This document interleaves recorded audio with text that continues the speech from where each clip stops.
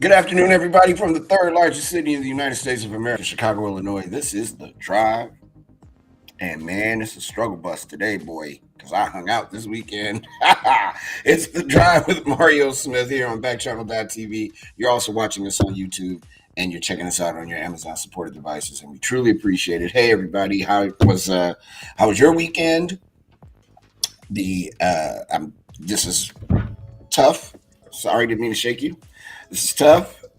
uh, really tough. Learning a lot about myself today. Enjoyed Hal. Thank you, Hal, so much for the very kind words. As we are led by your pal Hal. That happens right before us. Let's see what's happening with my buddy in Portland, Oregon, Mr. Gliss. What's up, man? Oh, how's it going? Terrible. Absolutely awful. Really bad. Well, I'll tell you what I didn't do 10 minutes ago. I did not just get out of bed. Really? Yeah. No. I will tell you what I didn't do an hour ago, which was just get it. Yeah, I had to kind of force the issue, so to speak. My problem is I have fun when I'm outside, and people like to see me outside, and they like seeing me have fun. And that's kind of what happened. And tonight, I'm going to see the band Sons of Kemet here in Chicago at a beautiful place called Lincoln Hall. And I don't really feel like going, but I bought this ticket, so I gotta go. And Sons of Kemet are dope. But yeah, this weekend was rock'em sock'em. It's Friday on. I made it a 3-day weekend when I was not intending on doing such a thing. So you see, you just got out of bed, huh? I mean, I had been up earlier. Yeah. Had to get up and deal with kids, all that, and then kind of went back to bed after I did my prep work. Yeah, because normally, we can go behind the curtain. We always do. Normally, I get a text from you. When I didn't get a text, I got a little worried. I was like, okay, something's going on out there. I just didn't have the energy. Man, do you know how hard it was for me to put our show together today? It was hard. And then I kept going. It's muscle memory now. Even when we're not with each other on Thursday, I'm like, what's going on? Let me scroll through some stuff. So I was good, but I'm just like, yo, this has got to come. I looked myself in the mirror 3 times today and went, you've got to stop doing this. It's really, I don't like feeling like this. Summer's coming too. Oh, well, you know what, man? In the summertime, I am not as explosive as I am in the cold weather months. I think I'll be okay. I just need to, get it together. But yeah, so weekend was good. This week is going to be fun. Tomorrow on our show, we have Dale Scott, former Major League umpire. Yeah, he was. You might remember it. So I think it was 2017. Mm-hmm. He had to be carted off of the fields from a foul tip. Yes. And that was his 4th concussion in his career. And he basically he had planned, I think, retiring in 2018 or 2019, but he had to retire basically, and went into early retirement because of his concussion issues. Yeah, I'm looking forward to that chat tomorrow. He's got a new book out, and we're going to talk about that, of course. But we're going to also talk about this crazy idea that pitchers can be ready in 3 weeks because everybody's going down. Lance Lynn went down. The Mets pitching staff is decimated. It's just a mess. And maybe 162 games wasn't that important. We'll get his opinion and stuff tomorrow. So it should be good. Good get, man. I'm looking forward to that. And what is today? The 4th, right? That's right. Yeah. So in a couple of days, everything changes on Backchannel. Hold on. Not everything, but a lot of things are going to change. The schedule's changing. We're still, I think. We'll still be here as far as I know. Yeah, I didn't get an email as far as I know. I didn't get an email like, hey, find something else to do between 3 and 5 Central. Starting on the 6th of April, and all these times are Eastern Standard Times. because I, in my head today, cannot figure out any other way to do time except for an hour ahead of me. Haley and Alice's Good Morning starts at 6 a.m. Eastern, and then Live Every Day with the inimitable Liv Harrison, except for Tuesdays and Thursdays, is at 8 a.m. Eastern, and on Tuesdays and Thursdays, beginning at 9 Eastern Time, Kate and Will. That should be cool. I like Will. I don't think I've met Kate yet, but that should be fun. 10 a.m. Eastern Time, get on up with our buddies Jam and Renee. Great show. You should be watching that. You should be watching all of it. At noon, the Anthony Davis Show, except for Wednesday, because on Wednesdays is Word of the Day. And then it's the Word of the Day quiz. I'm sorry. And then at 2 p.m., it's your pal Hal with Hal Rudnick. And then it's the show that we like to call The Drive. And that's with me and with Gliss. And we're at 4 p.m. Eastern Time. I had to actually look to see the time that we were. Yeah, it's gonna be one of those days today. It's not a Friday show, but I'm getting Friday vibes. By the way, please don't forget to leave a review of not just this show, but all the shows on backchannel.tv. Let's see who's the passengers in my little vehicle today, huh? Tai Tai's here. What? Eves in New York. I love that name. That has always been one of my favorite names, man. If I have another kid, which I'm not, I would name my child Eves. I love that name. It's a great name. Milo's in Oregon, and that dog is so busy. No Name is checking us out on the Amazon supported device. Afraid Deer is in New York. And London is here, as always. Thank you, London. I'm digging Eves joining the stream. Thank you so much for being a passenger on the drive today. And Tete, where you been? Good to see you, buddy. I'm glad you're around. What else we got to do? Anything we need to talk about before we get started? Because I'm all business today, sir. I just thought about when I was in high school. I had a shop teacher. Well, he wasn't my shop teacher, but there was a shop teacher at our school, and I was a freshman. I didn't know any better. I was really nervous, and I had heard these stories about him. His name was Mr. Owens. He was a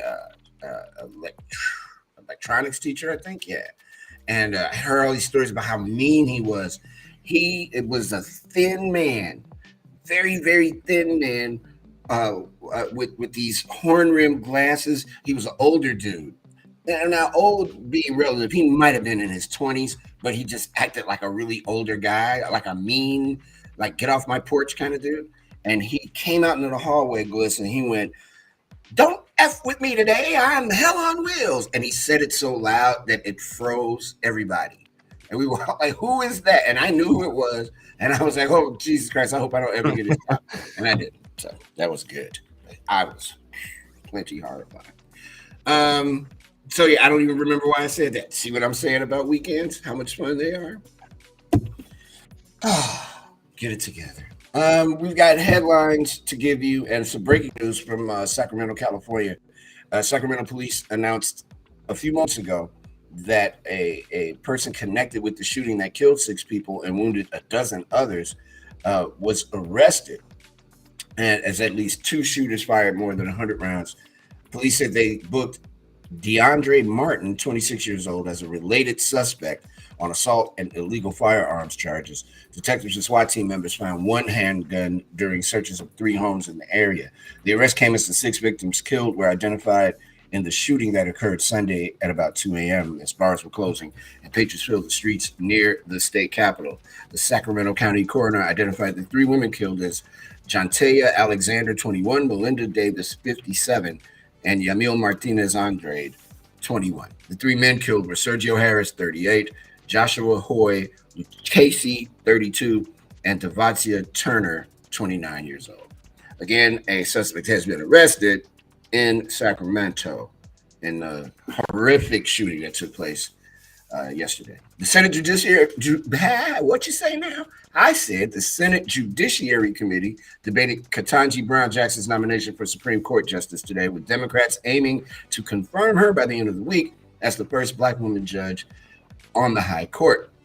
The panel recessed midday after one of the Democrats, California Senator Alex Padilla, was delayed on a flight. The committee was expected to vote later in the day and deadlock on the nomination 11-11. All of the Republicans on the panel are opposing Jackson, and the full Senate is evenly split 50-50. If the committee deadlocks, Democrats are expected to immediately move to the Senate floor to discharge Jackson's nomination. While that won't delay the process for long, it is still another blow for Democrats who had hoped to confirm Jackson with bipartisan support. President Biden urged senators to support her in a tweet as the committee meeting began. And those are the headlines at the top of the hour. When we come back, we'll start the show for real. Not that we had it, but we'll start the show with some news from around the world. And thanks everybody for watching. Really appreciate it. It's The Drive with Mario Smith here on Backchannel.tv, YouTube, and on your Amazon supported device. And we will be right back.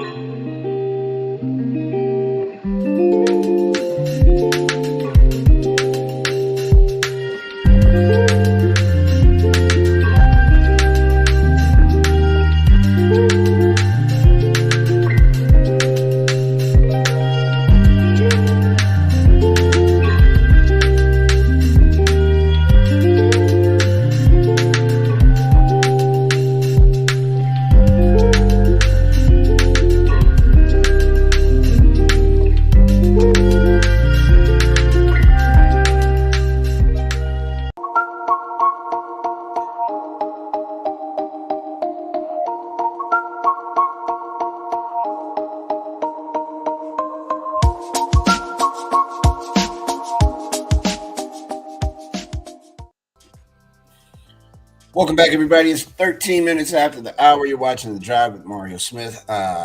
Great weekend. Very exhausting. We kind of covered that. I'm glad that you guys are here with us today. Gliss and I are very happy, as we always are, to have you here and be part of the show. It's very important. And we've got news from around the world. But before we get into the news from around the world, I want to just ask a question of everybody that's in the chat on Backchannel.tv, where you can leave a review of the show. How many of you are on dating sites? Yes, am I on a dating site, or no, not on a dating site? You can leave your comments at Backchannel.tv. You can also leave them on YouTube if you happen to be watching us there. You can make your Amazon supported device, you can activate it by saying, say, whatever the name of your device is, put me on The Drive with Mario Smith, and then we'll make it happen. Who's on one of those sites? Gliss, did they have those sites before you got married, Gliss, or did they? I don't know anything about Not really. I would never do it. Me, it's a no. No way. No. I made the mistake. She might be watching. I met someone at a bar, and that was not a good idea. But I know people who've gotten married after they met at bars, but it's a rather toxic way of meeting someone. I didn't know. I was in a bad situation at the time. But if you have been a participant in a dating site, I'm very interested in it. For example, TJ Hooker in Indiana. TJ Hooker has joined the show. If this is TJ Hooker, wouldn't that be cool? But the only way to prove it would be to slide across a car. Yeah, if you never watched TJ Hooker, none of you know what I'm talking about. And Noisy Cricket has joined us as well. TJ Hooker's, as I said, in Indiana. So, tell you this story really quick about a man named Mike. When Mike downloaded the app Tinder, the dating app, he was looking for companionship with someone nearby. But in July, he matched with a woman named Jenny from Malaysia and began exchanging messages on the dating platform and then on WhatsApp, a messaging app. While the pair discussed their lives and traveling together, after a month or so, Jenny turned the conversation to Bitcoin. She started telling me about her uncle who worked for JP Morgan. He was the world expert in Bitcoin options, said Mike, who asked to keep his name, to not reveal his last name to protect his privacy. But dude, you were on a dating site. How much privacy are you trying to protect? That sounds stupid. I wasn't looking to invest in cryptocurrency. I was looking for somebody to have fun with. Let's go hiking. Let's go have dinner. Is that really why people get on those dating sites, to go hiking and have dinner, man? I don't know. I think people are trying to, have fun with each other, not go hiking. Damn it. Yeah, I don't know though, because I never get on a dating site. They'd never met, but Jenny persuaded him to invest $3,000 with a legitimate cryptocurrency exchange website, crypto.com. Then she encouraged him to transfer that money to a different platform, said Mike, who is retired and single. She would get me excited and say, Mike, so you got to send more money. The more you have in here, the more you can make. When his cryptocurrency portfolio hit $1 million in value, he was assigned his own teacher analyst named Devin. But after 4 months, this is like behind the music. But after 4 months, when Jenny and Devin told him to send his tax payments to the Department of Homeland Security and not the IRS, Mike grew suspicious. He tried to transfer money out of his account and he couldn't. That's when he realized none of it was real, his gains or his girlfriend Jenny, except for his epic losses. Quoting Mike, I spent about $277,000.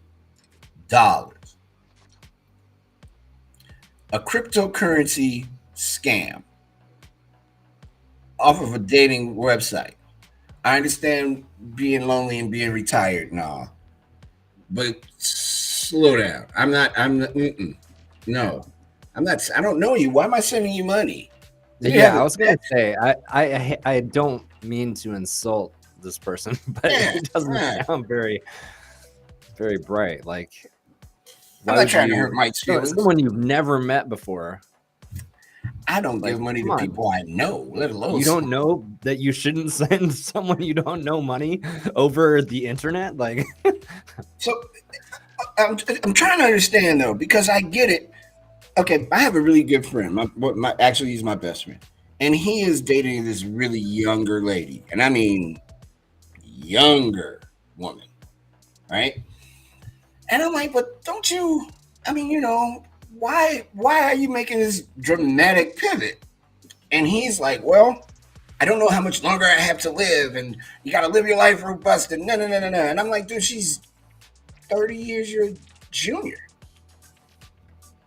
That's kind of creepy to me. Then again, hey, I don't know. I'm single. What do I know?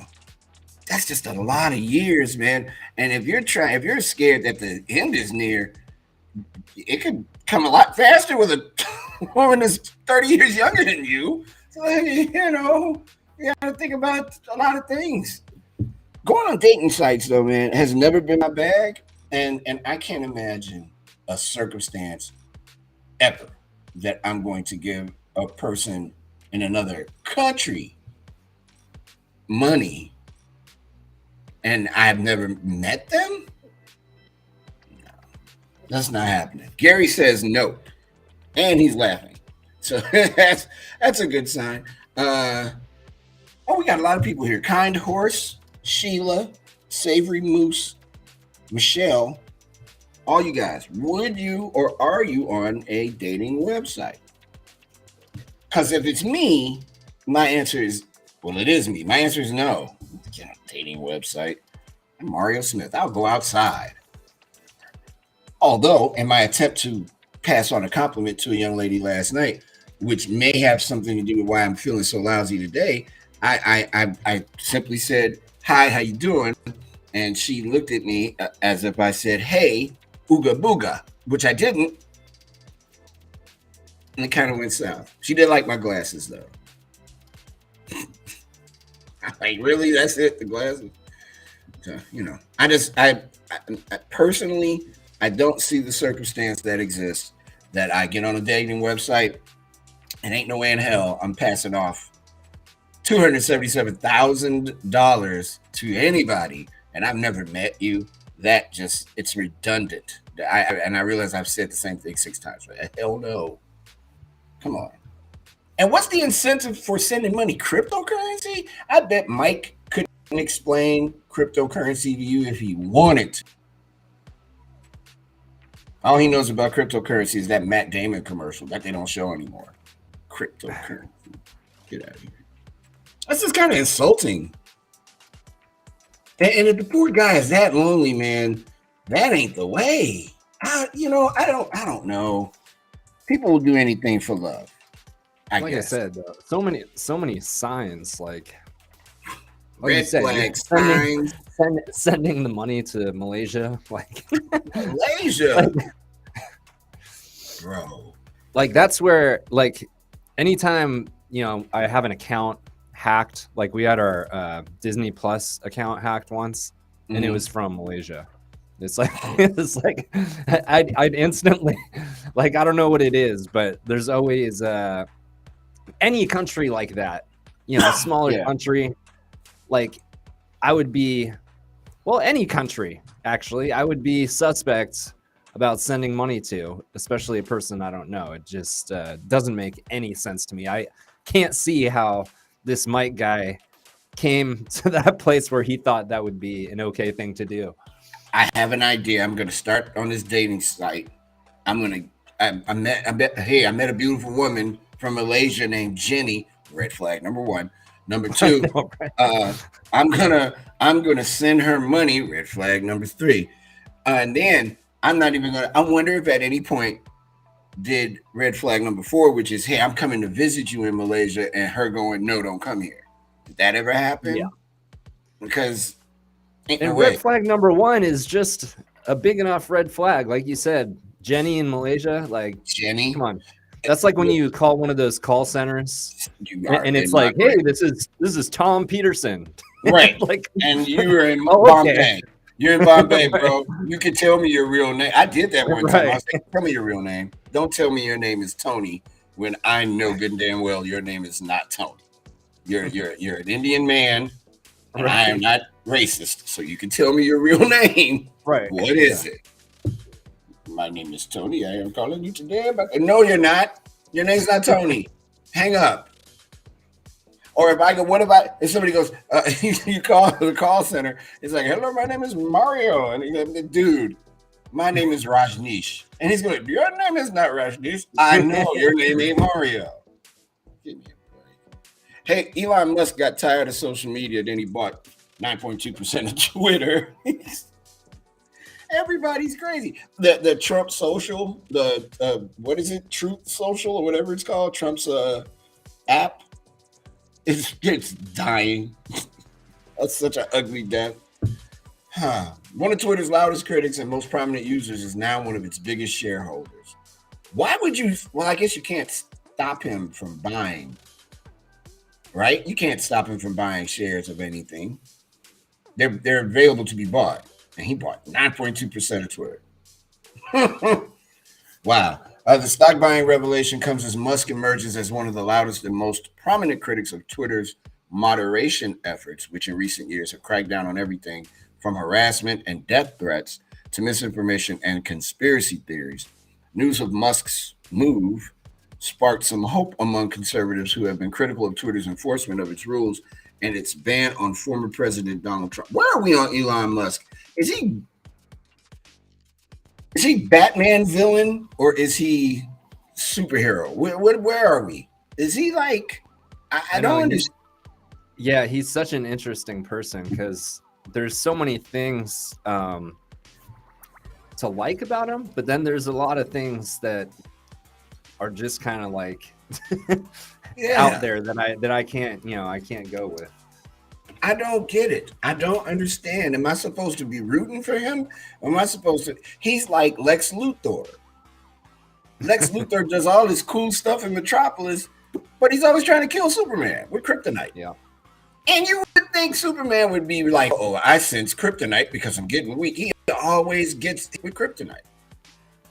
Superman's kind of tender-headed. He doesn't really understand how the superhero thing works.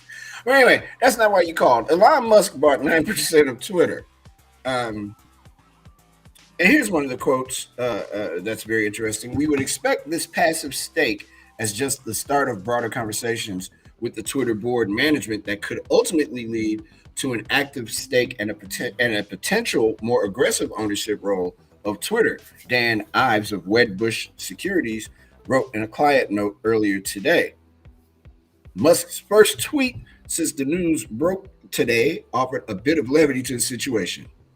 Oh, hi, LOL. Am I supposed to like? I'm back to that again. Am I supposed to like him? Because I think that wasn't terrible. Last month, Musk asked a federal judge to nullify a subpoena from securities regulators and throw out a 2018 court agreement in which he had to have someone pre-approve his post on Twitter. At the time, U.S. securities regulators said they had legal authority to subpoena Tesla and Musk about his tweets, and that Musk's move to throw out a 2018 court agreement that his tweets be pre-approved is not valid. Musk's criticism of Twitter, happening almost exclusively on Twitter, has been mounting. In late March, he tweeted a poll asking people if they thought Twitter rigorously adheres to free speech principles. About 70% of the more than 2 million votes tallied said no. The consequences of this poll will be important. Please vote carefully. If Musk does decide to try to exert influence on Twitter, it would be the second activist shareholder push on the company in just a few years. Elliott Management, an investment firm known for taking large stakes in companies and pushing for management changes, took a sizable stake in Twitter in early 2020 and pushed for then CEO Jack Dorsey to step down. Dorsey was able to strike a deal with Elliott Management that allowed him to stay for the time being. Dorsey stepped down as CEO in November, though he remains on the company's board of directors. Yeah, Elon Musk is you're right, interesting. I don't know if I'm really torn if I'm supposed to like this dude. By the way, not saying my name has joined the stream. Hey, welcome. Public Anteater is here. Public Anteater has tried a dating site, I'm imagining by the answer yes. Unequal Tiger, Modern Cuckoo, Kind Horse, Proud Aardvark, all here and all new. Thank you for being on the show. Unequal Tigers in California, by the way. Not sure where Public Anteater is, but it's in public, so you should be able to see it. Oh, thank you. Thank you so much. Thank you. Gary T is asking if I've heard of the Tinder swindler, and I there's another one. No, I haven't heard of the Tinder swindler. Sounds kind of scary. Yeah, no dating websites for me. And Elon Musk, I am not 100% clear on whether I should like or dislike. I'll work on it. This story from Germany, though, is bananas. A 60-year-old man allegedly had himself vaccinated against COVID-19 dozens of times in Germany in order to sell forged vaccination cards with real vaccine batch numbers to people not wanting to get vaccinated themselves. Wouldn't it have been easier just to what? This should have been in the community report. What are we doing? The man from the eastern Germany city of Magdeburg, whose name was not released in line with German privacy rules, is said to have received up to 90 shots of COVID-19 at vaccinations. Shouldn't he be dead? I had 2 shots and I almost was out of here. 90? It's said to have received up to 90 shots against COVID-19 at vaccination centers in the eastern state of Saxony for months until criminal police caught him earlier this month, the German news agency DPA reported. The suspect was not detained, but is under investigation for unauthorized issuance of vaccination cards and document forgery, DPA reported. So this dude but wait a minute. He had 90 shots. Shouldn't he be like sick? He sounds insane. It's only really crazy, stupid people on the show today. Wow! See, this is what happens when you're trying to prepare a show and you're impaired. You find all the wrong in the world and just put it all on one piece of paper for you. I'm sorry. It was not immediately clear what kind of impact the approximately 90 shots of COVID-19 vaccines, which were from different brands, had on the man's personal health. You should be able to see that, though, shouldn't you? How hard is that? Unbelievable, man! 90 shots. People are complaining about the booster shot. I had 3. The third shot, that booster. almost took me out. This dude got 90 shots just to fake some vaccination cards. I guess. I don't even know what to say. Right. I guess maybe his body adapted quickly to it. But how though? Because I know I don't. Doesn't make any sense. At some point, doesn't somebody in Germany go, "Hey, wait a minute! Didn't I see you here last week, sir? How you getting 90 shots?" I know that's what I was thinking. How, like, when I did it, they keep record of. Oh yes, or they supposed to. Apparently in Germany, they're just like, "Hey, how you doing? Come on in." Oh, you're back. You're back. Good for you. That COVID's a monster. Let's give you shot number 30. What? 90? Gee whiz. That's man, look, if anybody tells you any different, this world is full of crazy people, because that is nutty, you know what. Well, here's another one. An aging mob hitman from Western New York escaped from federal custody in Florida. What's going on? Holy moly. Jeez, that is awesome. Dominic Tadeo, 64, was noted as escaped as of Monday in Bureau of Prison Records, and now he's being sought by the United States Marshal Service.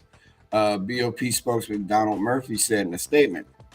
Record showed the last place he lived on. You know what? I should write the treatment for this. This is a movie. Record showed the last place he lived under BOP control was a halfway house in Wildwood, Florida. Tadeo had been transferred from the Federal Correctional Institution, Coleman Medium, to community confinement in a residential reentry center overseen by the Bureau of Prisons, Orlando Residential Reentry Management Office, according to Murphy. He failed to return from an authorized appointment to the RRC and was placed on escape status on Monday. So the Sumter County Sheriff's Department was not notified of the escape. An agency spokesman said while a Wildwood police representative could not be immediately reached for comment on Friday. Tadeo killed 3 people and attempted to kill 2 others on behalf of a Rochester area crime family.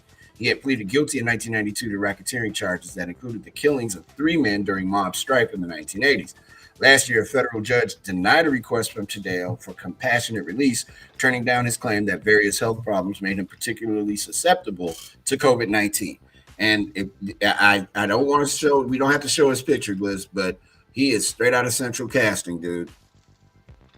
Man alive. How do you let that guy escape? First of all, how the hell is he in a halfway house and he killed 3 people? Yeah, I was gonna say, like, that seems not. I don't know. That doesn't add up. I'm so scared to look at what the next story is. That's crazy. Hey, Steven, welcome to the show. That is crazy. I don't understand how someone that's committed those crimes has an opportunity to. A mobster. Let me see. What have we talked about so far today? Okay. We started with a fake romance that cost a man almost $300,000. Whether Elon Musk is a supervillain or a superhero, some nut in Germany that got shot up 90 times with some high-powered ass drugs, and a mob hitman who was at a halfway house who just happened to escape. Come on now. What if I actually had revenge? Yeah, exactly. I mean, that's murder. I don't think, come on now. Ain't no way. I actually did jury duty once, and I got picked on the jury, and they were they did like the whole briefing, like pre-trial stuff, like in the courtroom.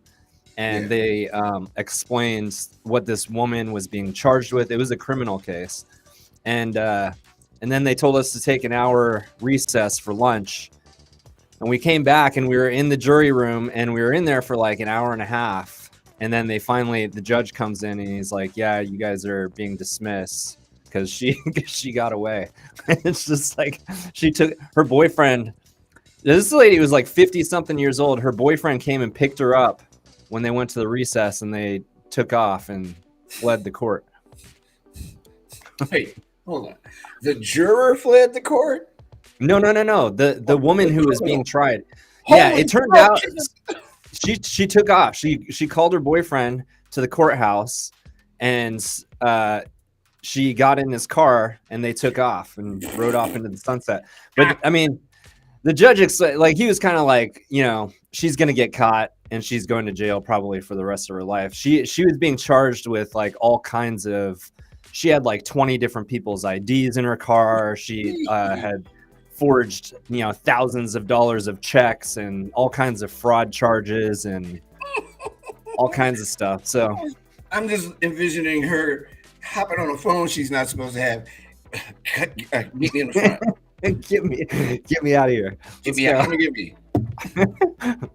Aren't you supposed to be on trial? Oh, yes, but hey, no better time than to escape. We're on recess. They're going on recess, and I'm getting out of here. I'm going on recess too. I'm going to join up with that mob dude in Florida. Wow! And then the judge comes like, "Hey, everybody, you guys can all go home. Bye bye." I got as close as they were picking the jurors. Mm-hmm. I had a massive migraine because I did not want to be there. But I didn't say, "Hey, I'm sick." I was going to tough it out for my $2 or whatever the hell it was that you get for jury duty. And they introduced the criminal. They, without having picked the whole jury, they brought the criminal in, and I thought that to be odd. And then shortly after, they were like, "Okay, you guys can, you, like, you go home."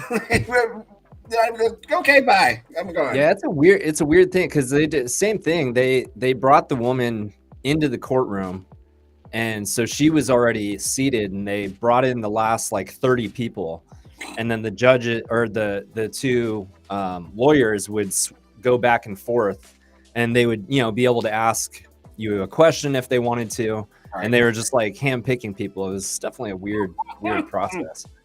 Oh wow. Gary T asks, "Is that man still alive in Germany?" Absolutely, super alive. That's crazy. And some kind of a for now. Yeah, 90 shots later. Oric is here from Pennsylvania. How you doing, John in Oregon? And Cairo, I think that is. Welcome, Stephen, all of you. Your passengers on the drive now, whether you want to be or not. So if you thought those stories were bad, Gliss, here's another one. After 2 years of pandemic-related cancellations, Americans are splurging on revenge travel to make up for lost time, treating themselves to premium airfares, nicer accommodations, and longer stays. Even though inflation is making everything more expensive, and there's the risk of a widening conflict in Europe, travelers nevertheless are tired of putting their plans on hold and are seeking retribution against COVID-19 and its grip on their lives. People are saying, "Let's pull the trigger and travel for real this time," says Brian Kelly, CEO of The Points Guy, a travel advisory site. Points Guy is pretty cool site. Nearly 9 out of 10 Americans are expecting to travel this summer, according to the U.S. Travel Association. I'm planning on, I'm kind of planning a trip right now to come out to the West Coast. But I really need to make a thing out of it. I need to see my sister, or I'd like to see a friend of mine in Colorado. I got to see you if I'm coming out that way. And I want to visit a friend in Arizona. I mean, but that's like months. That's not a day for me. I can't do that in a weekend. I can't be away from Chicago too long. People will miss me maybe. I gotta, I'll carry my trusty computers with me so we can continue to broadcast it. I mean, that's not revenge travel. That's me never traveling and trying to go to 5 places all in the space of 5 days. And it's not a sponsored trip. So, I mean, I don't know what I'm going to do. And I'm always bracing for the day we get an email from Backchannel or Bali saying, "Hey, we want all of you guys to come and meet each other in person. We are flying all of you." That would be sweet. That would be nice. Los Angeles. Yeah. We're flying all to Los Angeles. We get to meet everybody at the same time. I hope hi, Mario Smith here to the Backchannel.tv people that I love, all of you whose names I'm not going to mention because I want to protect your privacy like that nut in Germany who got shot up 90 times. We really all want to come to Los Angeles, all of us, me, Jam, Renee, Isn't it? I thought it He's was already in. out there. I thought it was in the Bay Area. Yeah, he is. He's in the The okay. office or the offices. I thought they were in the Bay Area, like in Silicon Valley. Even better. Hey, look. Hi, Mario Smith here. I mean, we can go to both. Let's go to both. I don't care. Let's have a whole. We can go from the top of the state all the way to the bottom. Just preferably during the summer, so I can go to a Giants game. Yeah. See, and we have a big. We have a big outing at a Giants game. Gliss is super happy. I'm happy because I'm out of town. I get to meet my peoples, and we hang out. Checking for email to see if anybody's going to respond to that immediately. It doesn't look like it's happening fast enough. Yeah, I guess they do ask us to get approval before we spend. But I mean, maybe I should just buy a bunch of plane tickets and just set up the trip and then just put it in that app and see what happens. Why not? Let's see how it goes. Make it come true. Like, oh yeah, that was that trip we were talking about. Like, just try to convince them. I mean, they're probably watching right now, but I can't imagine them not wanting us all to be together.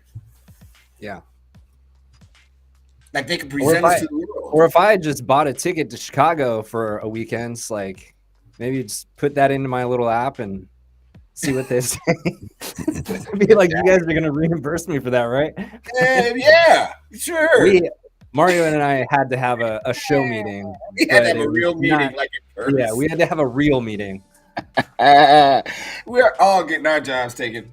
Oh, that would be awesome.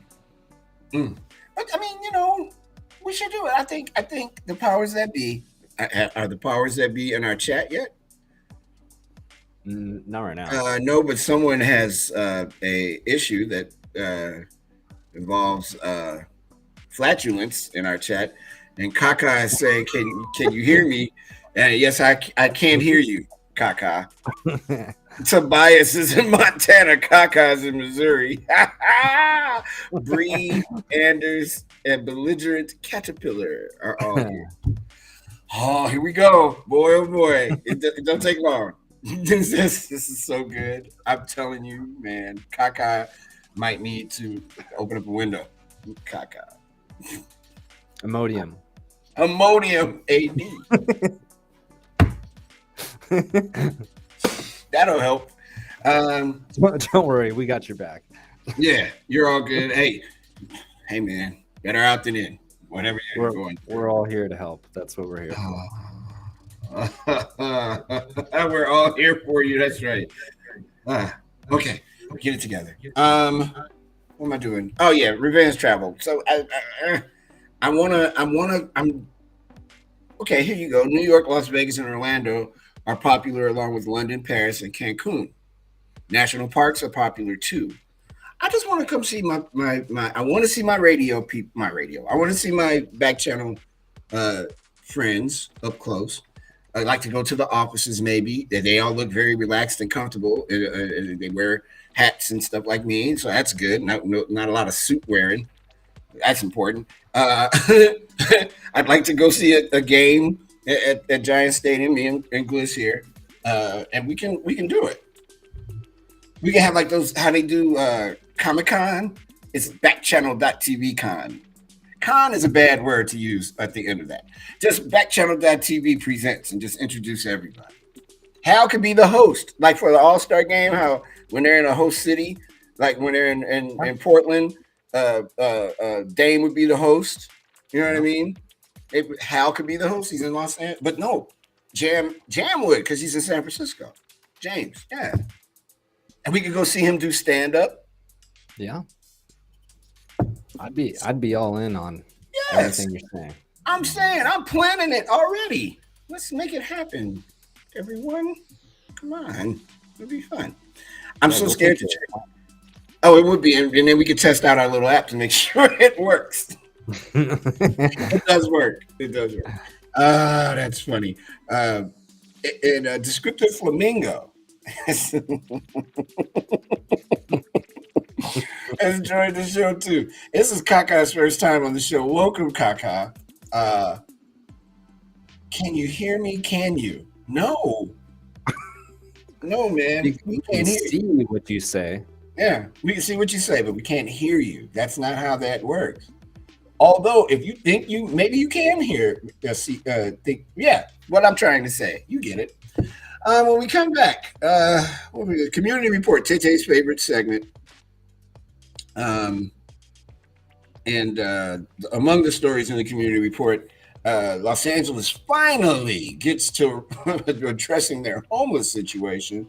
We'll talk a little bit more about what happened in Sacramento over the weekend, and another one of these stories that normally Gliss finds, but I found it this time about a woman who found out she won the lottery after she threw her ticket in the garbage. Between the 90 shots from that moron in Germany and this lady in Virginia, I don't know what I'm doing today. Why am I doing this? I should be finding tickets in the garbage. It's The Drive with Mario Smith here on Backchannel.tv, YouTube, and your Amazon supported devices. And we'll be right back after these words.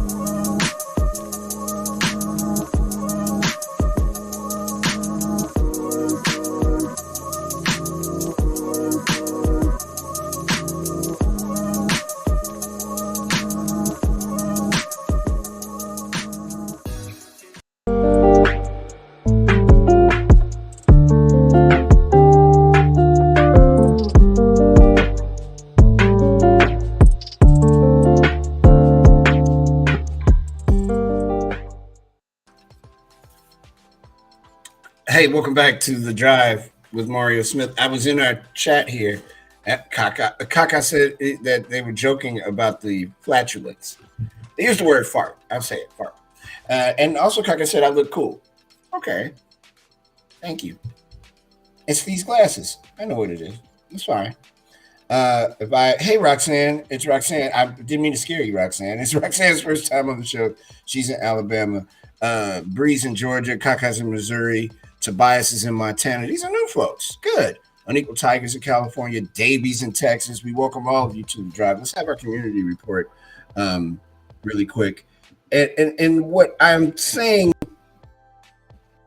about time, I am not a resident of Los Angeles, but I heard some very horrible stories about the homeless situation in LA. And this is just an awesome thing. I hope that they're able to execute this properly. And I don't know if throwing money at it in this way is going to help, but I can't see it hurting. And again, I've never been to Los Angeles, so I can't visually picture how bad it is, but I've got a ton of friends who live there who all say it's really among the worst in the country, if not on the planet Earth. The city of Los Angeles has agreed to spend up to $3 billion over the next 5 years to house some of its 41,000 residents who are homeless, according to a proposed settlement announced Friday. The city has also agreed to create enough shelter to accommodate 60% of homeless people in each of the 15 council districts. Those who are considered chronically homeless or who have a chronic illness will remain the county's responsibility. The settlement stems from a complaint filed in 2020 by a group of business owners, residents, and community leaders that accused city and county officials of failing to address the desperate circumstances homeless people face, including hunger, crime, squalor, and the coronavirus pandemic. Litigation involving the county and the group, the LA Alliance for Human Rights, remains ongoing. Under the settlement, which must be approved by the council, the city would spend $2.4 billion to $3 billion over the next 5 years to provide 14,000 to 16,000 beds. We have families living in tents, women fleeing domestic violence, sleeping in parks, people clearly struggling with mental illness walking our streets alone at night, City Council President Nuri Martinez said in a statement. She added the county must do its part by providing mental health care, substance misuse treatment, and outpatient rehab beds. Last year, U.S. District Judge David Carter ordered the Los Angeles City and County to find shelter for all unhoused residents on Skid Row within 180 days and audit its spending on homeless services. In a fiery 110-page order, Carter slammed officials' inability to restrain the unprecedented growth of homelessness, which has led to encampments spreading into nearly every neighborhood in the region. Um, and this is the last part of this I'll read. All of the rhetoric, promises, plans, and budgeting cannot obscure the shameful reality of this crisis that year after year, there are more homeless Angelenos, and year after year, more homeless Angelenos die on the streets, he wrote in granting a preliminary injunction sought by the plaintiff. City leaders have said the impetus to solve the region's homelessness crisis falls to the county, while attorneys representing the county have repeatedly said the lawsuit has no merit.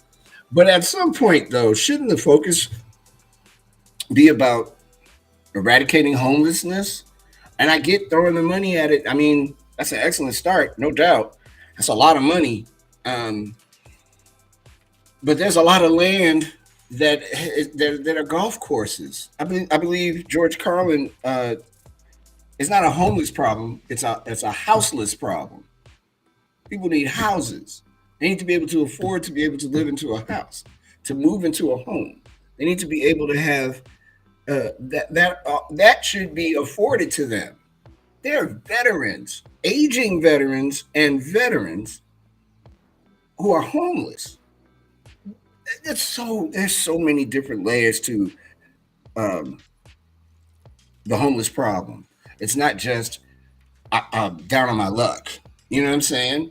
Um, there's a lot of things involved in that. I would like to see that plan work, and if they can if I was to add anything to that, I would also add making sure that mental health facilities were updated to be able to handle the influx of folks who are going through it and are having real mental issues. Um, yeah, that's a very interesting story out of California, and hopefully, you know, hell, maybe when we come out there to California, Glyph, we can maybe do some kind of charity thing or something to help that organization out. The homeless man, having been homeless before, it ain't fun. It is not fun. It's a very frightening situation, and you learn about yourself very fast, and what you will and will not do in those situations.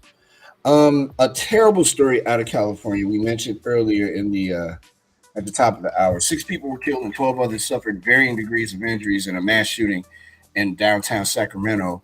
Um, Investigators believe multiple shooters opened fire just steps from the Capitol in the wake of a large fight after last call on yesterday, early Sunday. We know that a large fight took place just prior to the shootings, and we have confirmed that there are multiple shooters. Um, you know, it is a fear of mine when I go, like tonight. I'm going to this concert, and I'm a little nervous. Not about going to the concert, but it's always like, what if something jumps off? I mean, even at my gig, I'm always like, what if something jumped off here? I don't know, Gliss, if you remember this years ago. This you may not, but many years ago, and it wasn't a shooting, but it was precipitated by security spraying mace at somebody. There was a stampede at a club here in Chicago called E2. I can't remember how many people died. I had a bunch of friends of mine that were there that night. A few of them died. And it started because people went into a panic and everybody was running for one exit. Stuff like that, right?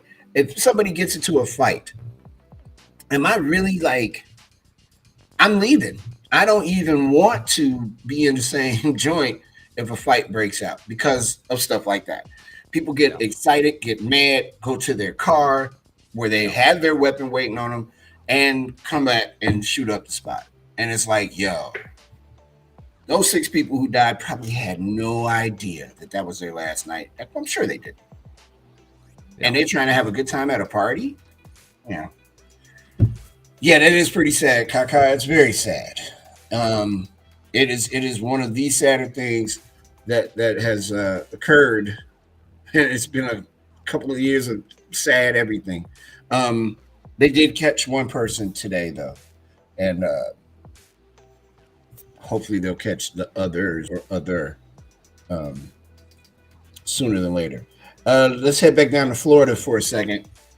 One of Florida's biggest political players, the Walt Disney Company, is known in the state capital for getting what it wants as it showers candidates and parties with cash.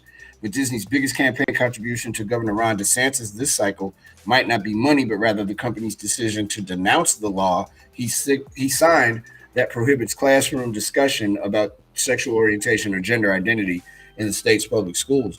For months, DeSantis has steadily increased his rhetoric denouncing the rise of corporate wokeness, but he didn't have a clear target until Disney announced his opposition to the measure, which critics have called the Don't Say Gay bill, on March 9th. Since then, the company, Florida's largest employer, has been a singular focus for the governor as he runs for re-election and eyes a 2020 presidential bid.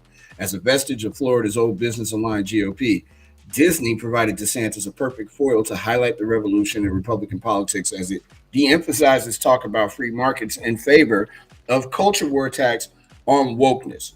I heard Howard Stern say this morning, and I'm going to repeat it, and it's not word for word, but people think being woke, or some people think being woke is some sign of weakness, or no, it's not even about woke. That's such a dumb word, and that has been co-opted. Such a dumb way to use that word. That doesn't make you a bad person if you're aware of something. And Governor DeSantis, man, I'm sorry, y'all. He's the worst. And he's running for president. And I know one person in particular that thinks he's the greatest thing since sliced bread. I'm like, dude, you're crazy, too. He's a villain. You should stop supporting mediocrity, is what I'm saying, in so many words. And what if Disney decides, well, we're good. We're out. We're leaving Florida. What is he going to do? He's not going to be able to run for president then. He's certainly not going to be able to be governor because they're the largest employer in the damn state, dude. Unbelievable. Really quick. What are we doing? A Virginia woman realizes she won the lottery after throwing the ticket in the trash. Mary Elliott of Buckingham County, Virginia, won the top prize of how much money was this? $110,000. The saying goes, one man's trash is another man's treasure. And in the case of one Virginia woman, her trash, boy, I don't know who's writing these lists, but it ain't me. Her trash included a life-changing treasure, a Virginia lottery ticket worth $110,000. Mary Elliott of Buckingham County panicked when she realized she won the top prize in the February 24th drawing of the Cash 5 with Easy Match game, sending her digging through her trash. When I saw I'd won, I couldn't stop shaking to save my life. She had purchased her ticket at a Food Lion grocery. Shout out to Food Lion grocery store in Dillman, picking the numbers based on birthdays that were important to her. Thankfully, she found the receipt, but it was covered in coffee stains, and the barcode wouldn't scan when she tried to confirm her win. Elliott took the ticket to the Virginia Lottery's Prize Zone West in Henrico, where her victory was confirmed, and she took home her jackpot. Elliott beat tough odds in getting the prize, a 1 in 749,398 chance in matching all 5 numbers according to the Virginia Lottery, and she found it in the trash. Bliss, we're in the wrong line of work. We need to buy lottery tickets and misplace them so that we can also be blessed with this great fortune. Yeah. I know. Annoying. Me too. Very, very bloody annoying. It's the top of the hour. When we come back, we'll celebrate that and reintroduce everybody to the show. It's The Drive with Mario Smith here on Backchannel.tv, YouTube, and on your Amazon supported devices. We're a little behind. We'll be right back.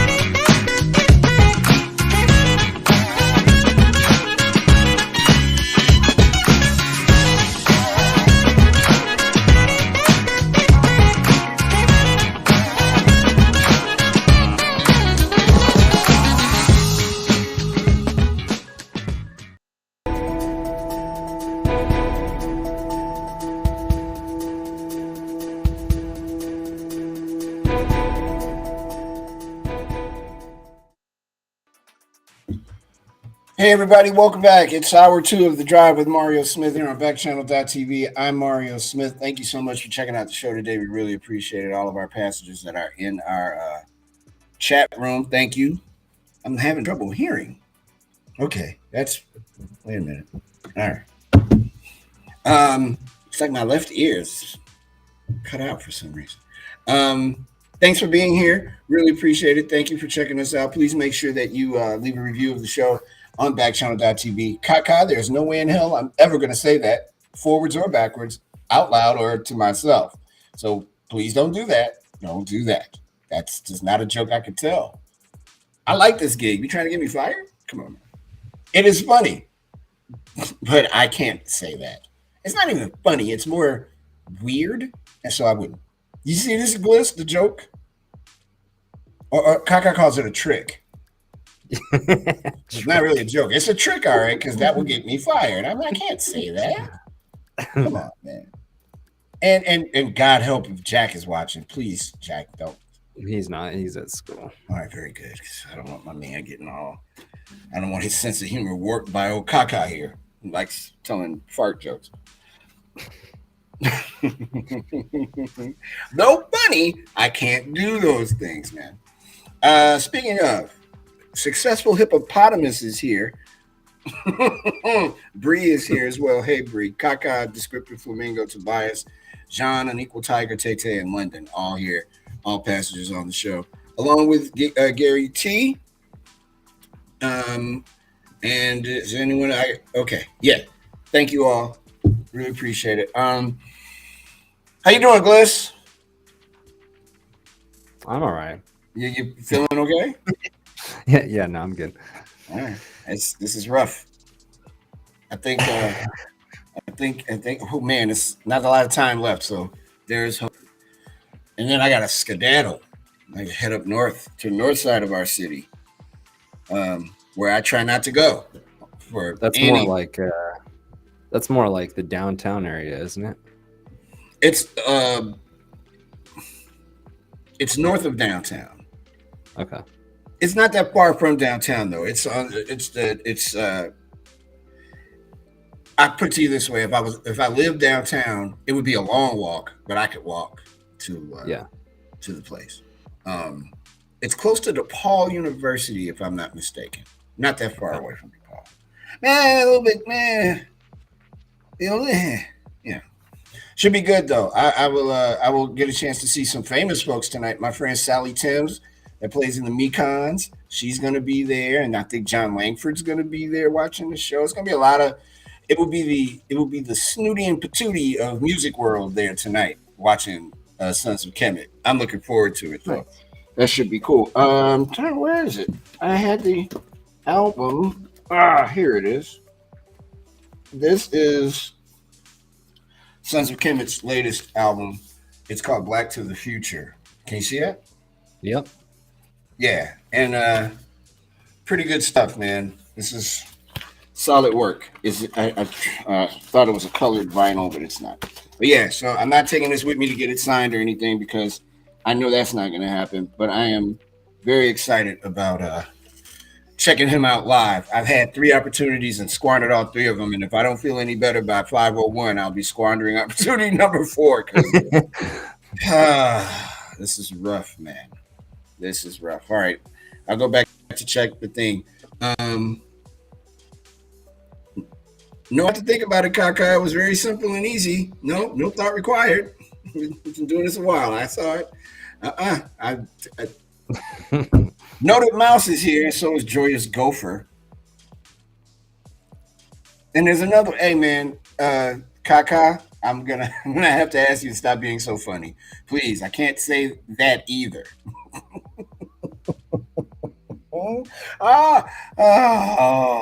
I can't say those things. Come on, man. Kaka, what? Yeah, that one. It's funny. I just can't say it. Yeah. But if you're lucky, maybe our organization will have you be on their airwaves, and you can say things like that. This isn't satellite, man. I can't just be out here. No, you don't have to apologize, Kaka. It's fine. I just can't do it. Could be kids. Could be. I bet you Kaka's not a kid though. I think Kaka's grown. No, Kaka's probably somewhere in between. Yeah. I just can't. I want to say it. Don't think I don't, but I also know how the world works, and this will be the last show. Yeah, we wouldn't have any problem with it. No. Not me. We just have to use our platform responsibly.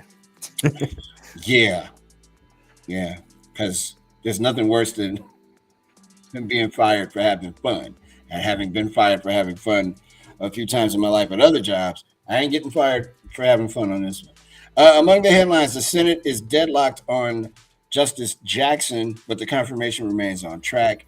And in Parkland, Florida, the school shooter's jury selection begins. Also, there was an arrest made in connection with the mass shooting in Sacramento on Sunday. 6 people died in the shooting. 1 person is under arrest, and police are seeking others in that case. And that will be the headlines for today. It's 8 minutes after the hour. Let's say we take a break. We come back with the entertainment report. Lots to talk about. The Grammys were yesterday. No one got slapped, so it was kind of uneventful. But still, music happened, and we need to talk about a lot of it, too. Let's do that. It's The Drive with Mario Smith. We'll be back in just a moment with our entertainment report. See you in a second.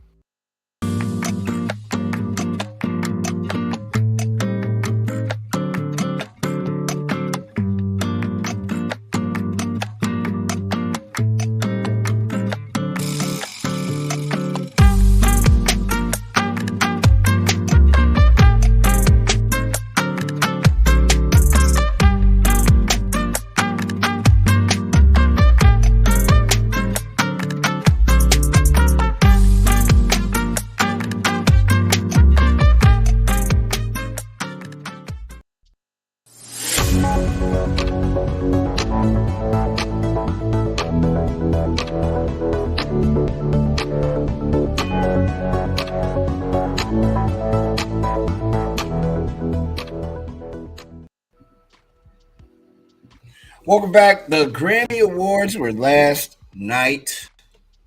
John Batiste stole the show. Silk Sonic got 4 Grammys, including Record of the Year. Olivia Rodrigo, who I've never heard of, is the best new artist. Questlove pulled another Grammy for Summer of Soul. It's amazing. It's an amazing time.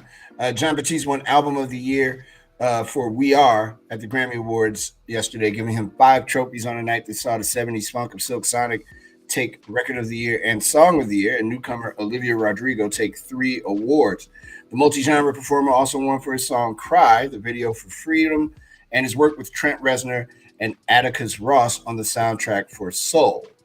The R&B I did not know that Trent Reznor was involved in the soundtrack for the movie Soul. Wow. I like Trent Reznor a lot. I don't even think they should call it else. You should call it Trent Reznor. I like Trent Reznor a whole lot. The R&B supergroup Silk Sonic took home awards in all 4 categories it was nominated in, including Record of the Year. Olivia Rodrigo collected 3 trophies, including the coveted Best New Artist honor. Bruno Mars and Anderson .Paak were exuberant as they accepted the award toward the end of the ceremony. The win puts Mars in historic company again. He becomes the only artist, along with Paul Simon, to take home the award 3 times. President Zelensky spoke. Did you see that, Bliss, at all? Did you watch any of the Grammys? I didn't watch it live, but I watched a bunch of, I watched some of the performances and stuff this morning. He sounds like, and when he speaks English, he sounds like he's a supervillain. He's it's very growly and it was kind of weird. I don't know, man. But anyway, they let him speak. I found that to be quite interesting. One of my favorite performers, Vicente Fernandez, won for Best Regional Mexican Music Album. Also found out that Vicente Fernandez, big Trump supporter. Didn't know that. things I learned.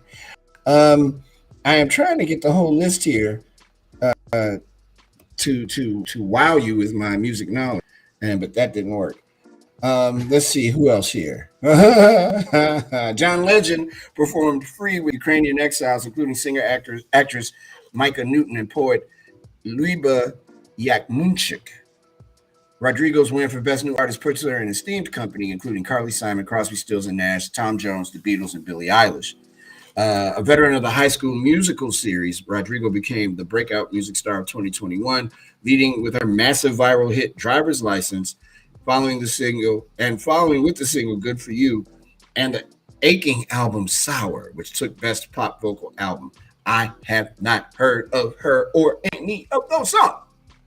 Silk Sonic, the all-star union of Bruno Mars and Anderson .Paak, opened the Grammys in Las Vegas with their high energy infectious of retro soul and funk by performing their 777. They returned to the stage a short later to collect the Song of the Year trophy for Leave the Door Open. The win helps Mars tie the record for the most Song of the Year wins. He had previously won for 24 Karat Magic. By the time the show started on CBS, John Batiste had already taken home 4 Grammys, including his first ever.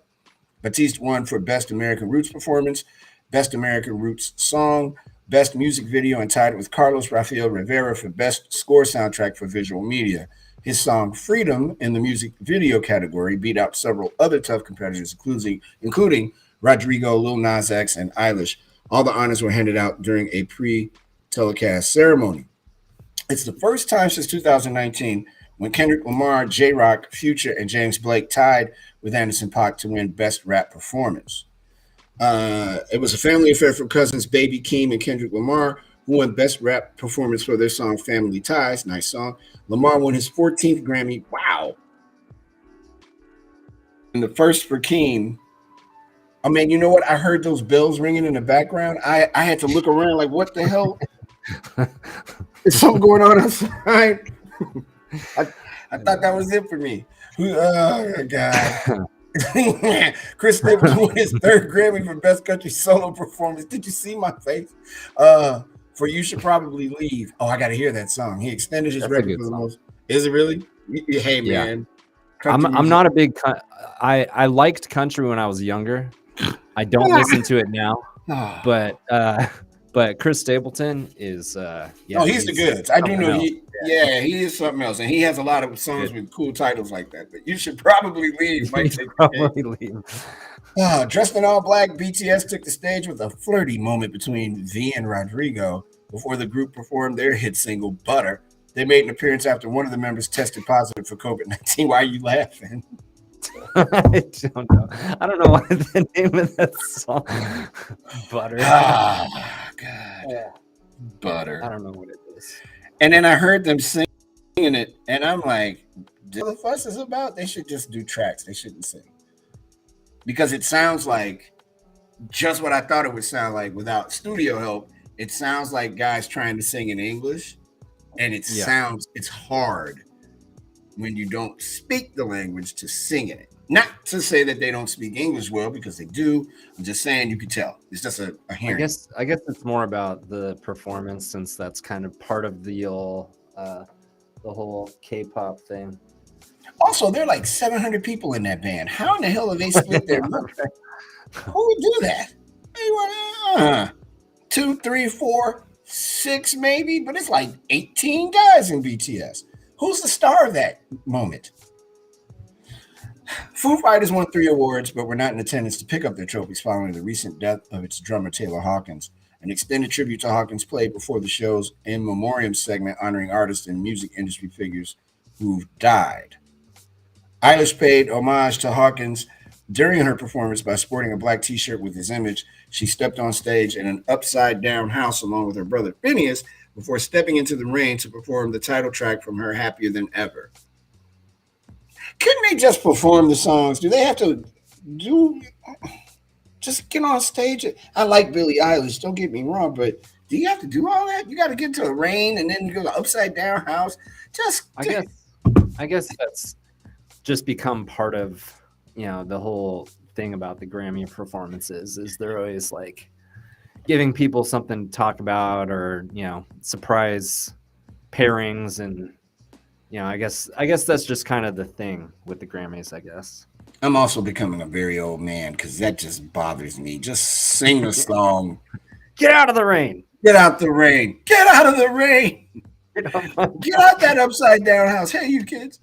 TJ Osborne, who came out of gay last year, fought back tears as he and his brother accepted a Grammy for the Brothers Osborne song Younger Me. He noted the song was inspired by his coming out. Quote, I never thought that I would be able to do music professionally because of my sexuality, and I certainly never thought I would be here on the stage accepting a Grammy after having done something I felt like was going to be life-changing and potentially in a very negative way, Osborne said.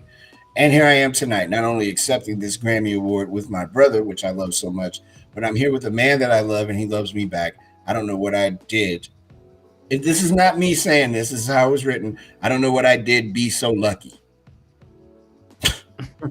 The ceremony shifted from Los Angeles to Las Vegas because of rising COVID-19 cases and the Omicron variant in January, with organizers citing too many risks to hosting a performance-filled show at the time. Crooner Tony Bennett, 95, who retired from performing last year because of his Alzheimer's disease diagnosis, extended his record as the artist with the most traditional pop vocal album wins with 14. Sunday Night's trophy was for Love for Sale, a debut album with Lady Gaga. Kanye didn't show up. My prediction didn't come true. I thought for sure he was going to get in a fat suit and try to run up on everybody that he hates. I didn't get a chance to see the ceremony, so I don't know if the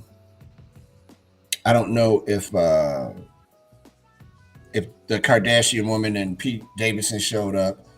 This just in, Kaka's name is Ben, and he's 13. Good call, Gliss. And he's in Las Vegas right now, maybe. Dramatic Buffalo is here. Shelly, Dragon, Icy Anteater. They're all here. Dramatic Buffalo. Okay. Rossi. Hello, Rossi in Tennessee. Here as well. Whoa. Well, this happened. Louis C.K. won a Grammy, and everybody got mad. Okay. I guess.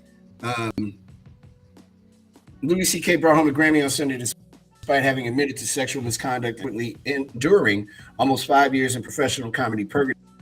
CK's album Sincerely Louis C.K. beat out 5 other nominees, including Louis Black, Kevin Hart, and Chelsea Handler for Best Comedy Album at the 64th Grammy Awards.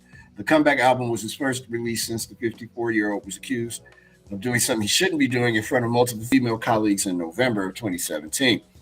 Twitter users lashed out almost immediately following the Recording Academy's announcement, many of whom pointed out the irony that CK's winning album made light of the very misconduct that derailed his career years ago. Quote, rewarding the man that makes light of sexual harassment and assault while having allegations levied against him. Question mark. One user tweeted, the Grammys are a great reminder that cancer culture doesn't exist and no white dude has ever been successfully canceled for anything terrible they do. Ha ha! Posted another. And there's stuff that I can't repeat. What about Harvey Weinstein? Look, man. I have a list. I'm not going to unveil it today, but there's a long list of white people who have successfully been canceled. It's such a, I don't know. It's such a tough topic because obviously what he did was wrong. Yeah, it was horrible.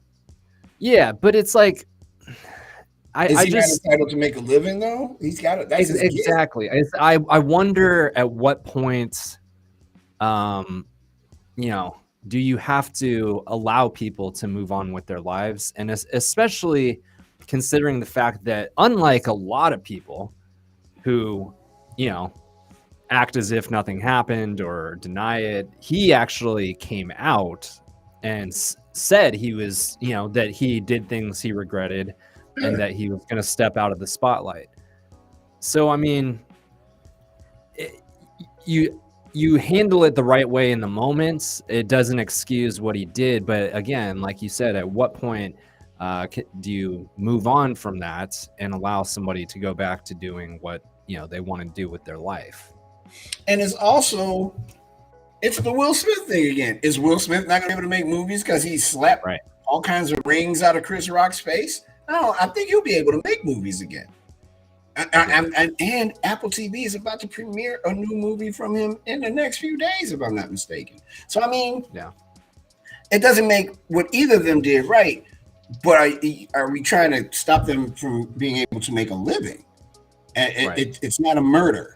It's a terrible thing they both did, especially Louis C.K. Dude, you can't do that. No matter how hard the urge may be for you, you can't do that.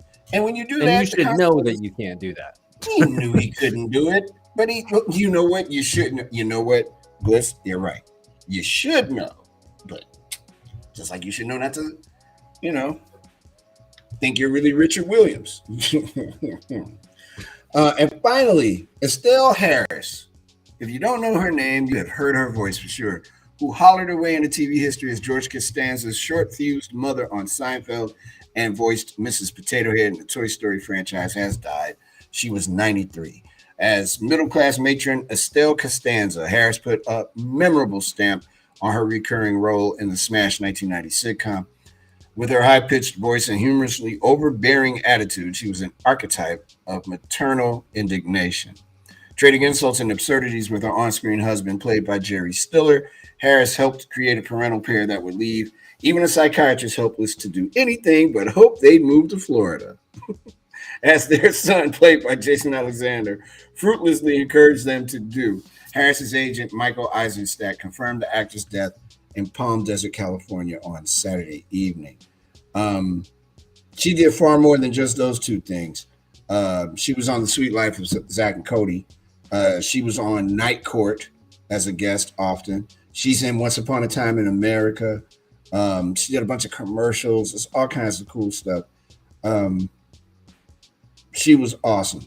Awesome, awesome, awesome, awesome, awesome. Um, yeah, Estelle Harris dead at the age of 93. And that is our entertainment report. Dragons here, Skill in New Jersey, Ronnie in Virginia, Fanatical Mule, Imperfect Coyote. Kaka is insisting that I spell something up. Dude, and you know what, man? We're going to have to let you go, Kaka. Thank you so much for playing. We truly appreciate you being around, and take care of yourself and be good. You're 13. You'll be all right. But you can't. This isn't going to work. Who else is here? I see Andy, the Joyous Gopher, and Equal Tiger, Tay London. Thank you all for being on the drive. What is next? Sports? We got time. We can do some sportsy sports. Talk about Mike Krzyzewski losing. And more things. It's the drive with Mario Smith here on Backchannel.tv. We'll be back right after these words.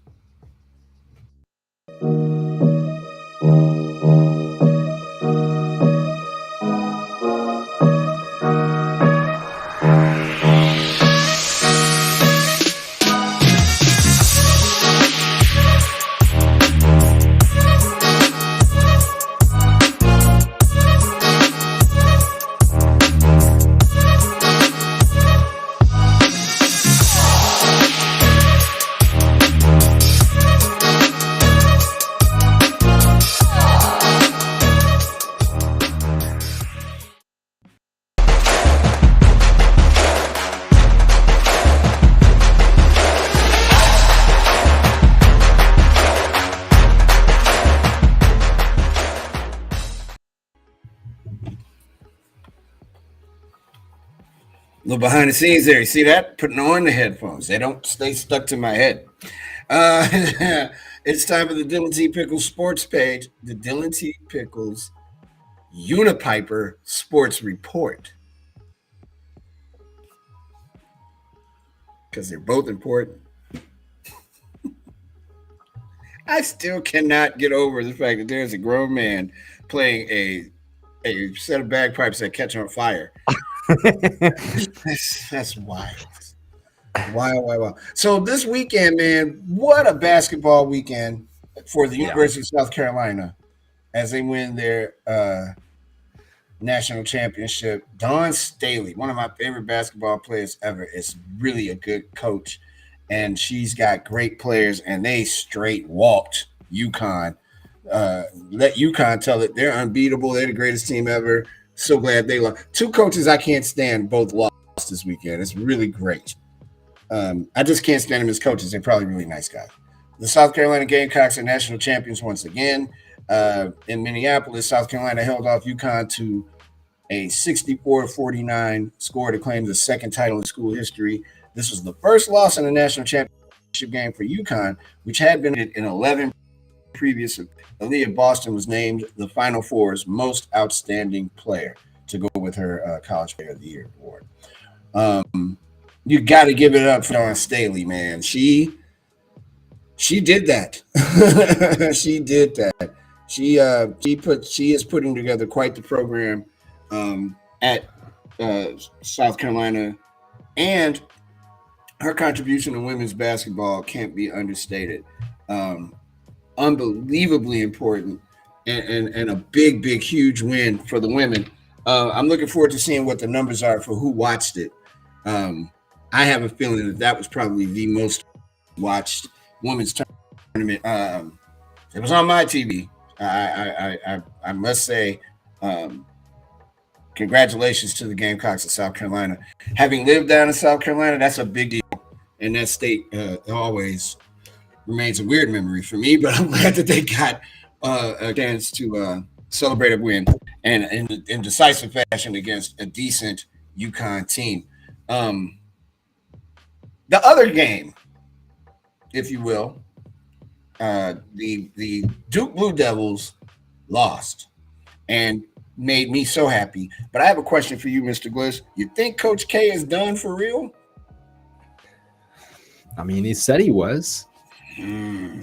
So the Tom You think Brady. he's going to come back? Oh, yeah, he's coming back.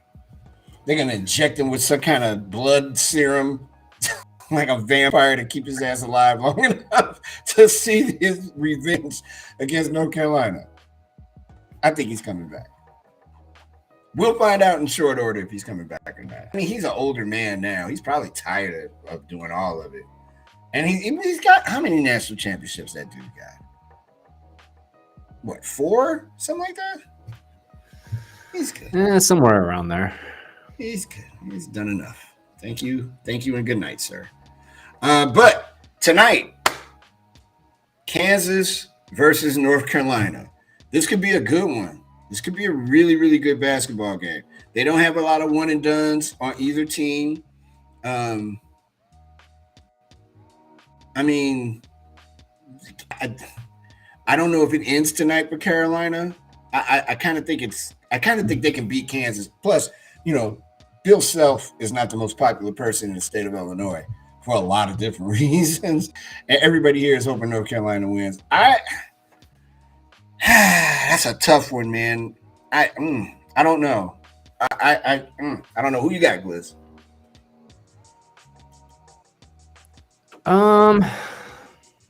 I think I might go with Kansas. Yeah, I think they got a better I'm just team. kind of feeling like, yeah, they have the better team. I just think they got a better And, team. you know, North Carolina, they were what, a 8 or no, 4? Yeah, they were 8 seed, I believe. Yeah.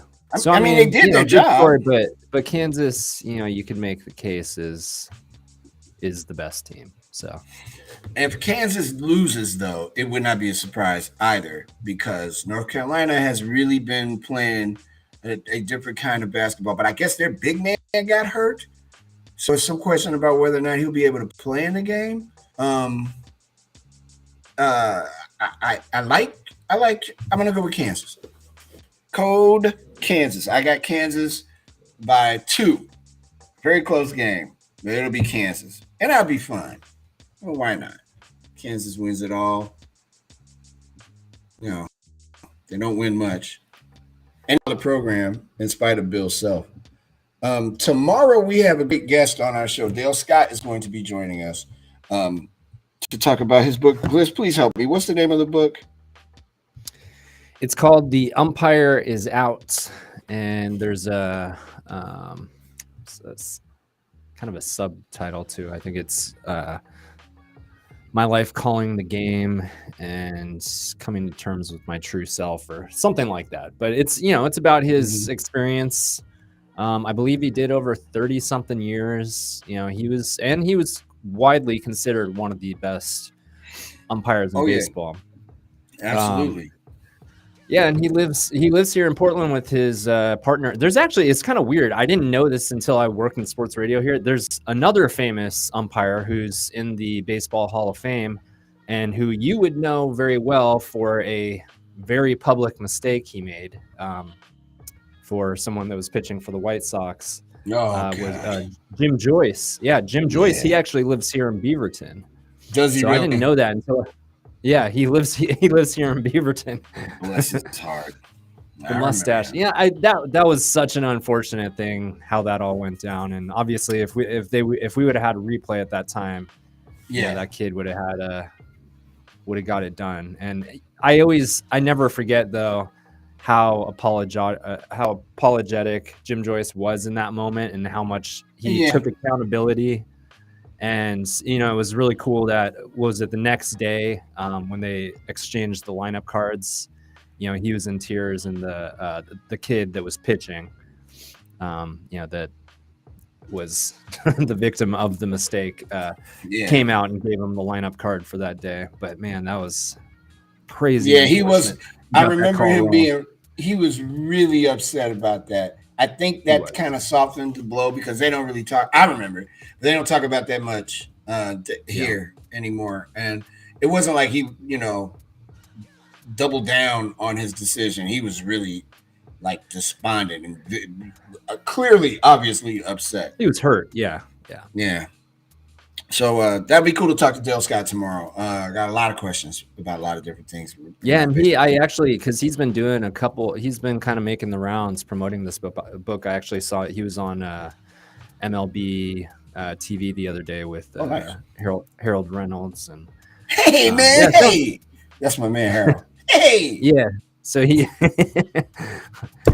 got a lot. So he should have a lot of interesting stuff to talk about when it comes to baseball. So looking forward to that, man. So join us tomorrow during the Dylan T. Pickles Unipiper Sports page.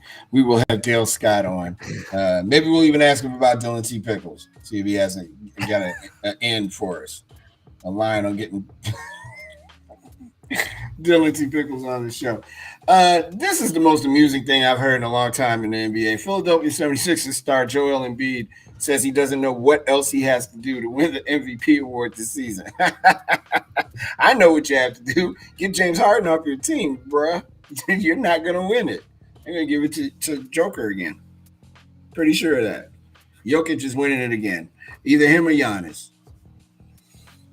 Embiid has 11 games with at least 40 points and 10 rebounds this season. Only Russell Westbrook with 12 and Moses Malone with 12 have had more in a single season since the 76-77 merger. Both players won MVPs in that season. Last night, 44 points, 17 free throws, 17 rebounds, 5 blocks, made 3 3-pointers, and 3 assists in 38 minutes. That's a night. That's a career for some people. He says, if it happens, great. If it doesn't, I don't know what I have to do. I'll feel like they hate me. I feel like the standard for guys in Philly or for me is different than everyone else. Okay, whatever that was. It's like, stop complaining about just stop complaining. Dude, you're having a monster year.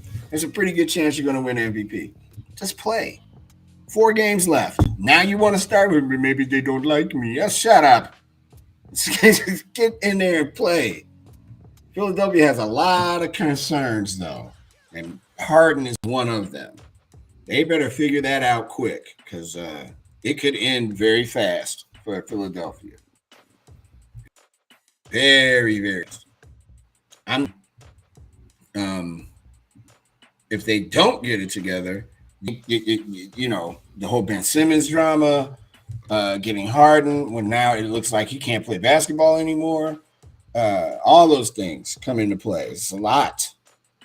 It is a lot. The NBA rankings. Are you ready? We're going to do what? Top 5, top 10? Do them all? 25? We have to do them all. This doesn't really matter if you're not top 10 at this point. Yeah, I was gonna say if you're not making the playoffs, I don't think it really matters much at this point. So number 10 is the Toronto Raptors. They're holding steady at number 10. Ha! Wacky DJ guy again. The Denver Nuggets are number 9. They were 11. Nuggets on the rise. Watch out for the Nugs. There we're coming. Golden State Warriors number 8. Dropped off a bit. Had a bad couple of weeks. The Dallas Mavericks number 7. Previously number 8. This is from ESPN, by the way. The aforementioned Philadelphia 76ers are in 6th. They were in 4th. The Milwaukee Bucks are 5th. The Boston Celtics are 4th. Miami Heat is 3rd. Beat the Bulls up the other night. My Bulls was sliding away. The Memphis Grizzlies, who I think are regular season great. I am not so sure how this is going to go for them in the playoffs. They're number 2. And the number 1 team, and the team I think that's going to win it, are the Phoenix Suns. And they got everybody back. And now they're making a run. And Chris Paul's a genius. So we'll see how that works. Should be fun, man. It should be a good time. And that is the sports report. Don't forget tomorrow, Dale Scott, former Major League umpire, joins us here on Backchannel.tv for the show. Okay, we got names. Careless Whale is here from New Jersey. 9 has joined the stream. Stuart, Riley, Amelia, Ultra Pheasant, Sick Hair, Imperfect Coyote, Fanatical Mule, Prickly Lynx, Unequal Tiger, Tay London. Thank you all for joining today. Appreciate it. You know what? Since you guys are here, let me just regale you with some information before we head into our next and final segment of the day. Since we were talking about music earlier, the Grammys and all, in music history, in 1931, Minnie Moocher is number 1 on the charts. Cab Calloway, the man. In 1981, Paradise Theater by Styx hits number 1 on the U.S. album charts and stayed there for 3 non-consecutive weeks. In 1983, Billie Jean by Michael Jackson is certified gold. In 1987, Nothing's Gonna Stop Us Now by Starship hits number 1 on the U.S. Top 40 chart and stayed there for 2 weeks. And in 1995, the Beach Boys album 20 Good Vibrations, the greatest hits, is released. Here's some things you might need to know. Jen Psaki is reportedly planning to leave the White House for an MSNBC gig. Sarah Palin announced that she's running for Congress in Alaska for the seat vacated by the death of longtime Congressman Don Young. Did you happen to see Saturday Night Live Saturday? The Trump impersonator is amazing. Yeah. He looks like him and he sounds exactly like him. It was really good. SNL was pretty good Saturday. Yeah. Yeah, it was pretty damn good. Gerard Carmichael was good. A lot of stuff to talk about. So yeah, writer's room was busy. Congrats to Betty Reed Soskin, who retired as a National Park Service Ranger last Thursday at the age of 100. The U.S. House has passed a bill to decriminalize marijuana. Yes. I don't know why I'm excited. I'm just, yeah. Los Angeles is going to test out a guaranteed income program, giving $1,000 a month to 1,000 citizens and see what happens. I can tell you what's going to happen. In Chicago, the mayor wants to give away free gas and mass transit cards to help people deal with the prices. But it's only after perennial candidate Willie Wilson Bliss gave away almost $1.5 million in gas over like 2 weeks. So the mayor's, she's afraid he's going to run against her. The snowpack in the Sierras is at the lowest level it's been since the 70s, which could mean real water woes for Southern California. The Disney Plus show Obi-Wan Kenobi will now launch on the 27th of May. Looking forward to that. The thrice delayed premiere for the long-awaited Top Gun Maverick is also set for May 27th. You want to see that movie? I don't care to see 68-year-old Tom Cruise. I mean,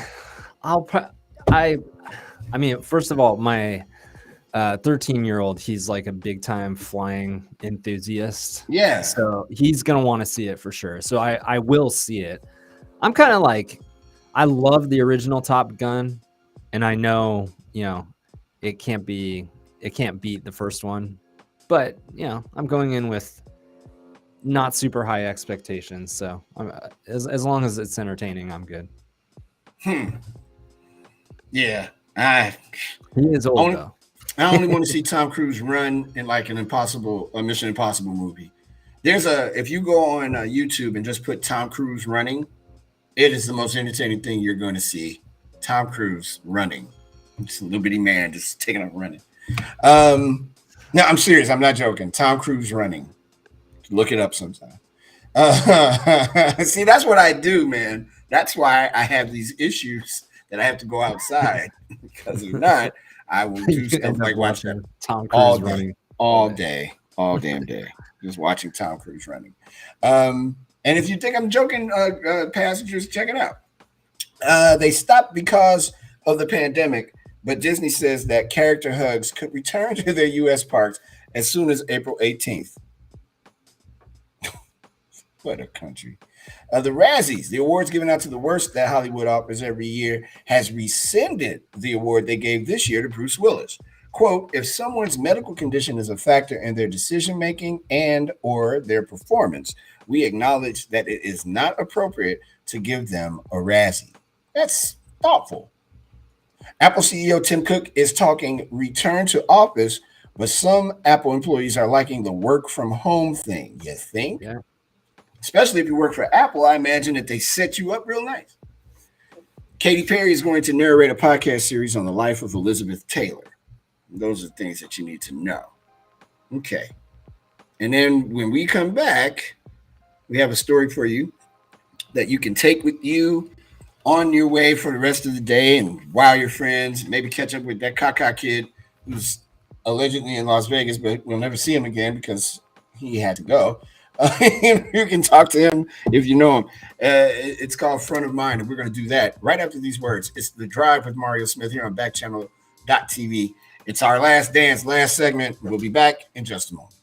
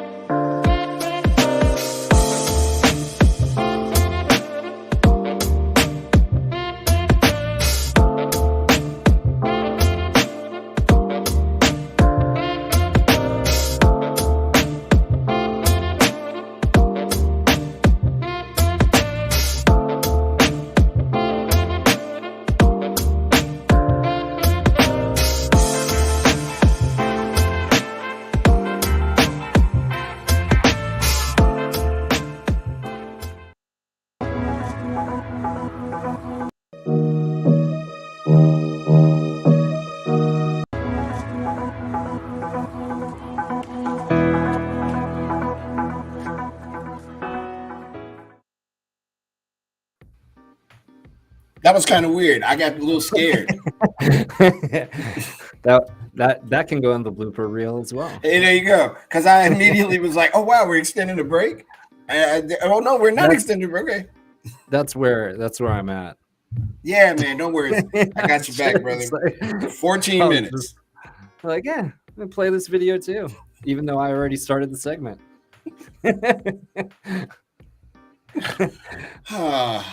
That's literally what happened. I started the segment intro, and then for some reason I scrolled up and clicked on another video transition.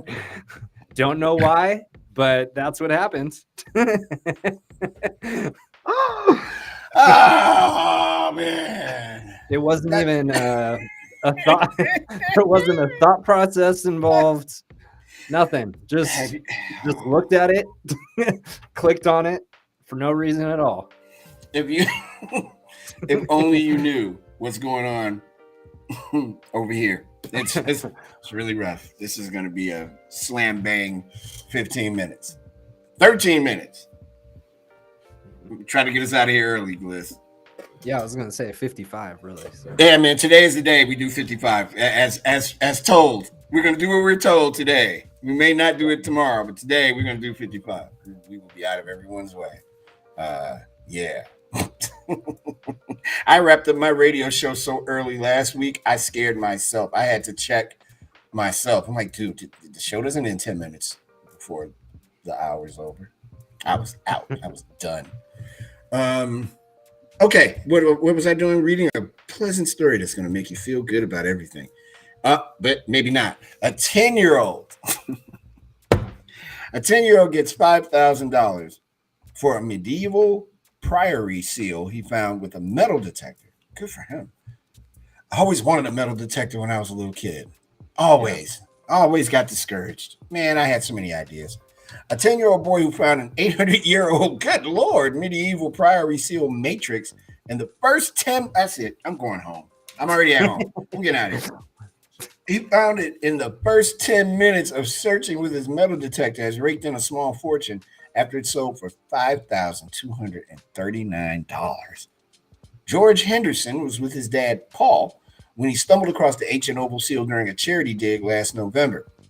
The pair had been scouring an English field when George uncovered the 13th century copper alloy artifact 5 inches below the ground. That's not a lot. Just sitting there for 800 years. What are we doing?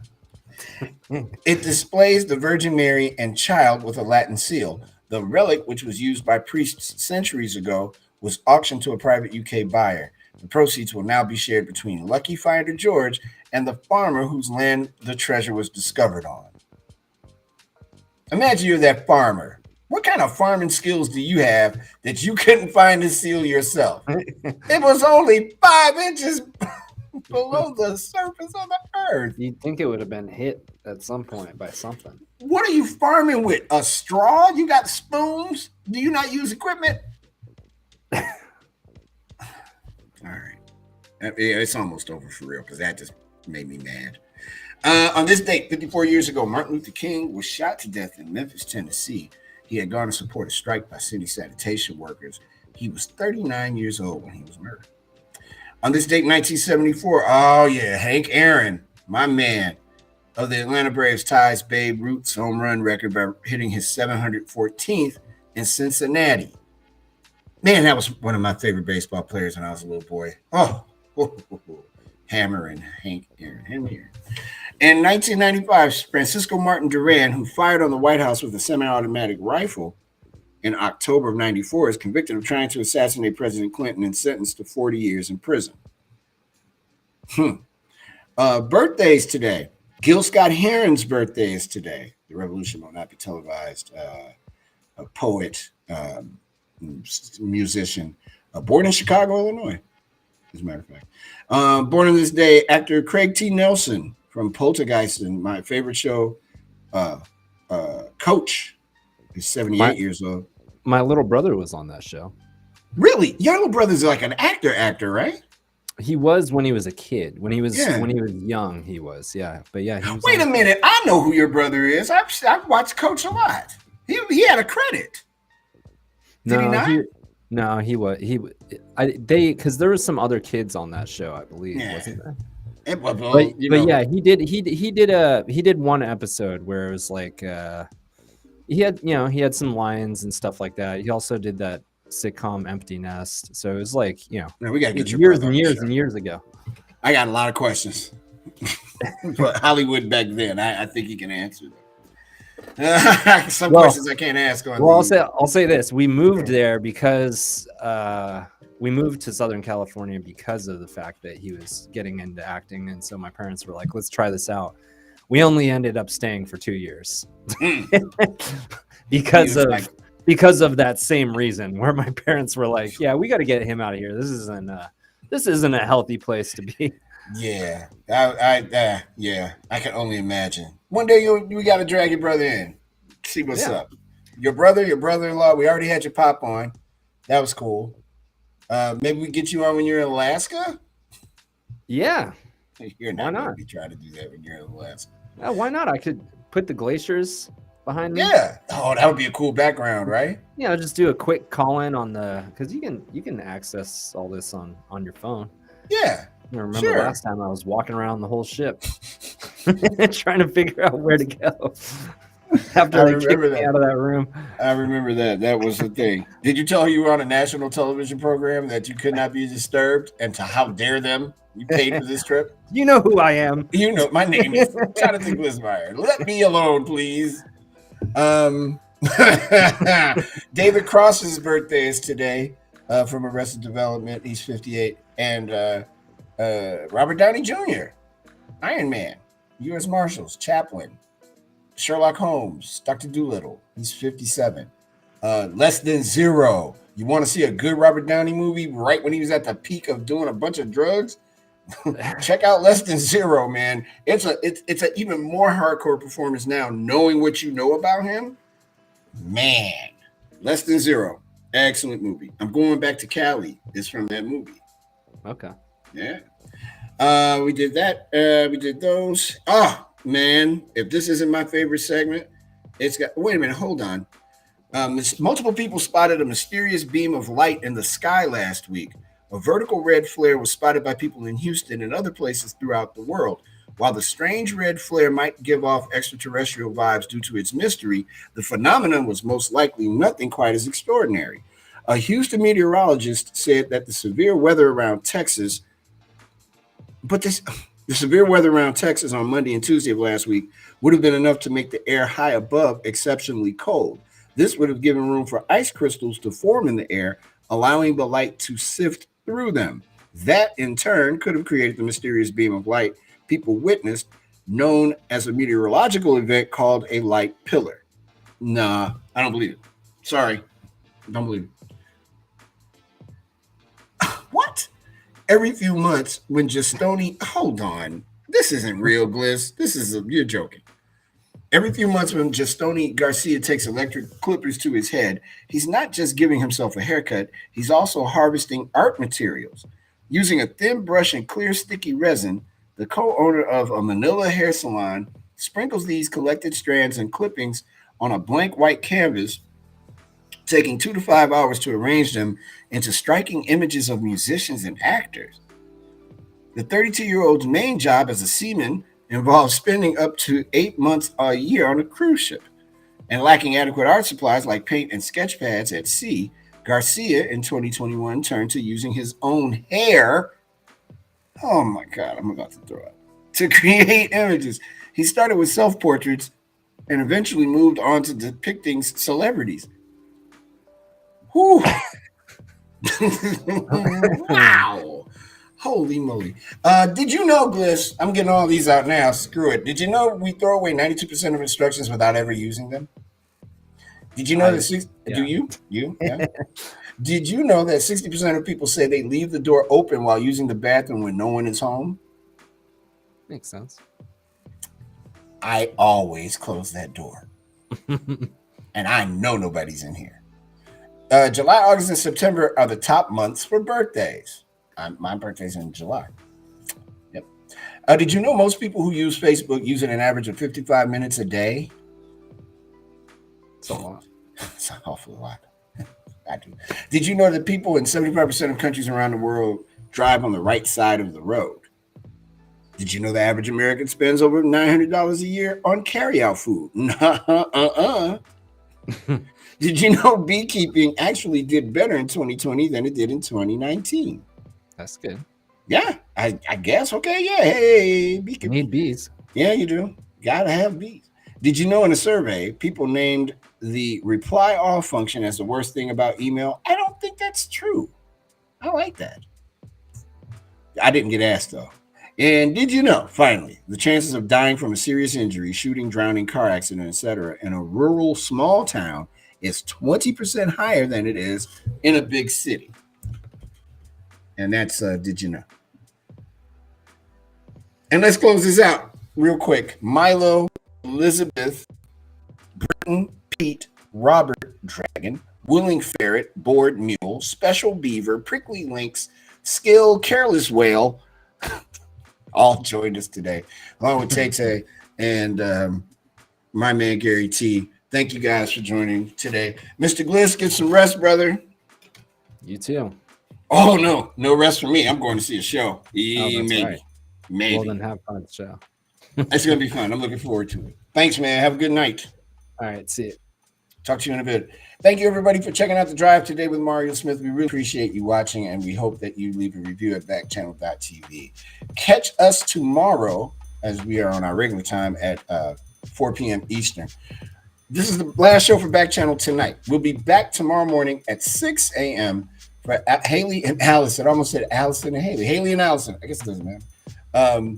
As they start your day at 6 a.m. Eastern Time. On behalf of everyone at backchannel.tv, have a great evening, and I will see you tomorrow. Have a good night, everybody.